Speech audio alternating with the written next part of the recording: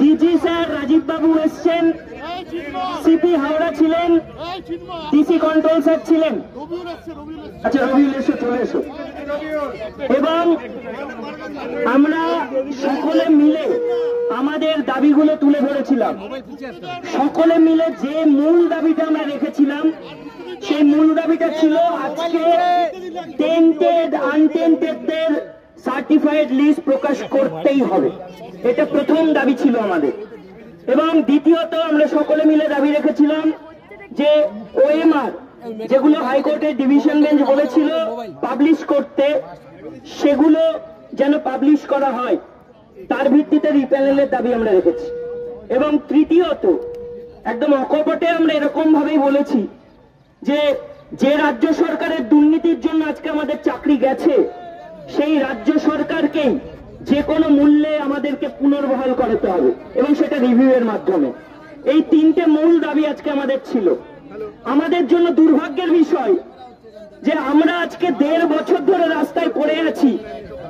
আমরা অন্যের দোষে আজকে সাজাপ্রাপ্ত, অন্যের দুর্নীতির দায়ে আজকে সাজাপ্রাপ্ত। সেখানে দাঁড়িয়ে চিফ সেক্রেটারি স্যার মাত্র 10 মিনিট ছিলেন এবং 10 মিনিট পরে উনি উঠে চলে যান। এটা সত্যি লজ্জার বিষয় আমাদের কাছে যে আমরা বারবার অনুরোধ করছি, স্যার আপনি চলে যাবেন না, আমরা মর্মাহত এতদিন ধরে এখানে যন্ত্রণায় ভুগছি, আর আপনি 10 মিনিট পরে চলে যাচ্ছেন, আমরা কথাগুলো বলতেও পারবো না। সেখানে প্রিন্সিপাল সেক্রেটারি পরে এবং ডিজি স্যার আমাদের সঙ্গে কথা বলেন। আলটিমেটলি যে যোগ্য অযোগ্য তালিকা আমরা চেয়েছি, ওনারা বলেছেন ইট ইজ নোটেড ডাউন, আমরা আলোচনা করছি। কিন্তু আমরা বলেছি আমাদের ওটা আজকেই চাই। এবং যে ইস্যুটা তুলেছিলাম সেটা একদম ন্যায্য, যে আমরা মুখ্যমন্ত্রীকে বলতে শুনেছি যে স্কুল সার্ভিস কমিশন নাকি অটোনোমাস বডি। তাহলে যে অটোনোমাস বডি হয় তার নিজস্ব কিছু ফ্রিডম থাকে। এসএসসি চেয়ারম্যান স্যার এই যোগ্য অযোগ্য তালিকা রেডি আছে, এটুকু আমাদের আগেও বলেছেন। এবং সেক্ষেত্রে ওপরের নির্দেশ ছাড়া এটা দেওয়া যাবে না, এরকমটাও শোনা গেছে। এই ওপরের নির্দেশটা কার নির্দেশ, কেন দেওয়া যাবে না? কোথায় বলা আছে যে টেন্টেড আনটেন্টেডদের লিস্ট দেওয়া যাবে না? ওনারা বলছেন দিতে হবে, বলা নেই, কিন্তু দেওয়া যাবে নাটা কোথায় লেখা আছে? এটা আমরা জোর দিয়ে বলেছি। আমি এখানে অনুরোধ করব, সুমন বিশ্বাস স্যার আছেন, মেহবুব স্যার আছেন, তারাও কিছু বলুক, এবং মিন্ময়দা আছেন, রবিউলও আছে। রবিউলদা, প্রথমে আমাদের আজকের নবান্ন অভিযানে সমস্ত অংশের চাকরিহারা শিক্ষাকর্মী, শিক্ষক শিক্ষিকা, তাদের সকলকে সংগ্রামী অভিনন্দন।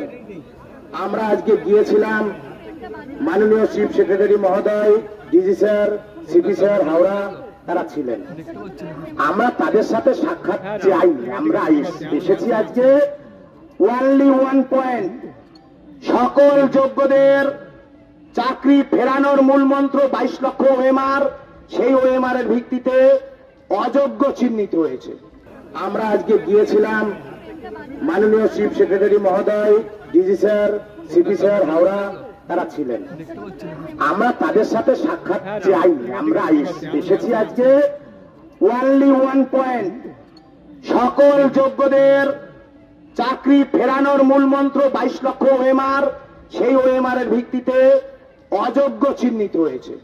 সেই ওএমআর এর ভিত্তিতে সরকার, হাইকোর্টে চিন্ময় বাবু বলছিলেন, হাইকোর্টের ডিভিশন বেঞ্চ বলেছে all OMR must be publish public domain.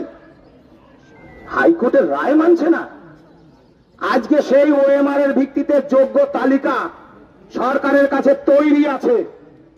রাজ্য সরকার, মমতা বন্দ্যোপাধ্যায় আমাদের মুখ্যমন্ত্রী, তিনি আমাদের প্রিয় মুখ্যমন্ত্রী, তিনি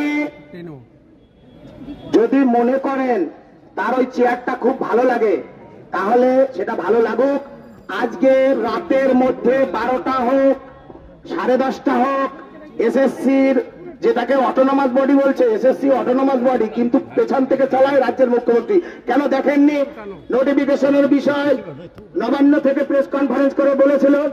আমাদের বক্তব্য হচ্ছে আজকের রাত 12টার মধ্যে untainted teacher and non teaching staff, তাদের তালিকা প্রকাশ করতে হবে। ভাই যারা নেতৃত্ব আছে, আমাদের চিন্ময় বাবু, মেহবুবদা, মিন্ময়দা, রবিউল, কৃষ্ণকুমার, আরো সুমিতব সরকার সহ আরো যারা আছেন শিক্ষাকর্মীরা, সকলকে নমস্কার। আমরা একযোগে এক হয়ে আজকে লড়ছি।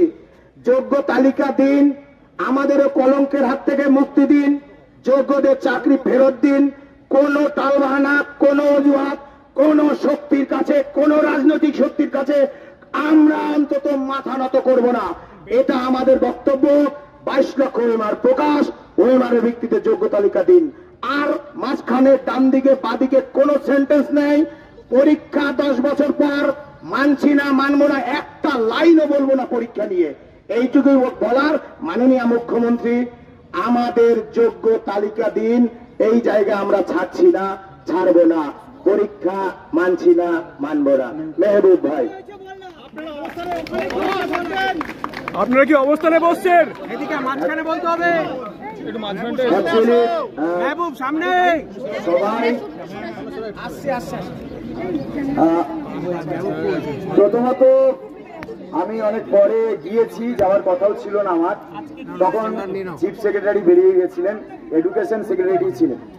বারবার বাদ বিতণ্ডা চলছে আমাদের সঙ্গে। ওনারা বারবার একটা জায়গায় এড়িয়ে যেতে চাইছেন, যোগ্যদের লিস্ট পাবলিশ। ওনাদের একটাই বক্তব্য, যদি সুপ্রিম কোর্ট বলে তাহলে আমরা ওখানে দিয়ে দেব। আমাদের প্রশ্ন ছিল আমাদের চাকরি থাকুক বা না থাকুক সেটা আপনাদের, কারণ ওনারা বলছেন যে তোমরা যদি বলো যে লিস্ট পাবলিশ করতে, ওএমআর পাবলিশ করতে, তাহলে তোমরা ড্রাইভার, আমরা প্যাসেঞ্জার হয়ে যাব, আর গাড়ি যদি উল্টায় তার দায়ী তোমাদের। এরকম, অর্থাৎ তারা দায়িত্ব আমাদের উপর ঠেলছে। যদি লিস্ট পাবলিশ হয় তার দায়, এবং তার ক্ষেত্রে যদি কোনো দুর্ঘটনা ঘটে রিভিউতে, তাহলে তার দায় নাকি আমাদের। দুর্নীতির দায়টা আমাদের নয় তো। আমরা এই নিয়ে অনেকক্ষণ ধরে বাদ বিতণ্ডা কন্টিনিউয়াস হয়েছে। শেষে আমরা একটা কথাই বলেছি, আমাদের চাকরি নিয়ে আমাদের যে সংশয়, দরকার নেই আপনাদের সেই বিষয় ভাবতে। আপনারা ইমিডিয়েট লিস্ট পাবলিশ করুন, এখনই লিস্ট পাবলিশ করুন। আমরা ওয়েট করছি। আপনাদের চাকরি যদি এই লিস্ট পাবলিশ করার জন্য আমার গাড়ি উল্টেও যায় তো যাবে। আমরা এটাও বলেছি দরকার নেই, ঠিক আছে, আপনি লিস্ট পাবলিশ করবেন না, করার দরকার নেই, ঠিক আছে। তাহলে আপনি এক কাজ করুন, প্রত্যেককে এফিডেভিট দিন। প্রত্যেকটা ক্যান্ডিডেট আমরা এফিডেভিট দিচ্ছি। ক্রিমিনাল অফেন্সে তাদের মামলা রুজু করা হোক। যদি কোনো কেউ, প্রত্যেককে এফিডেভিট দেবো আমরা।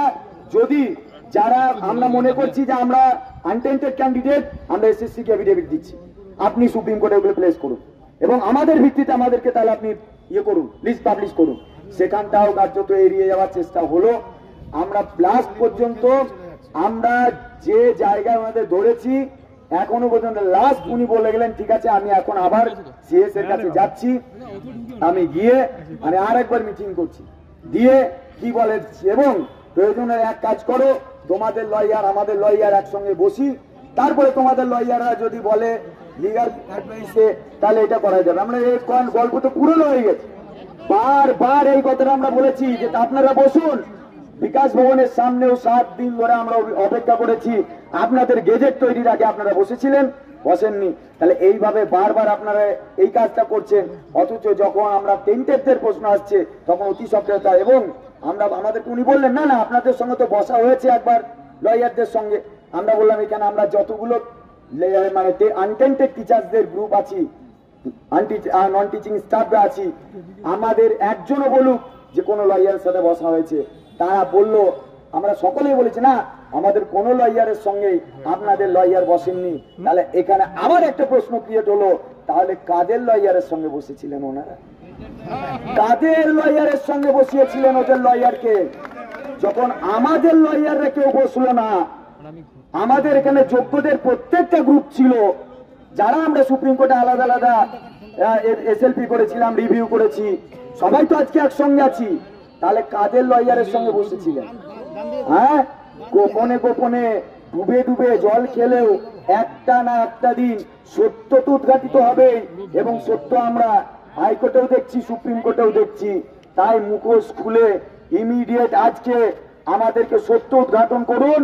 আপনি কোথায় মিটিং করতে যাচ্ছেন আমাদের দেখার দরকার নেই, লিস্ট পাবলিশ করুন। উনি লাস্ট এই কথাটা বলে আমরা এখান থেকে আমরা বেরিয়েছি।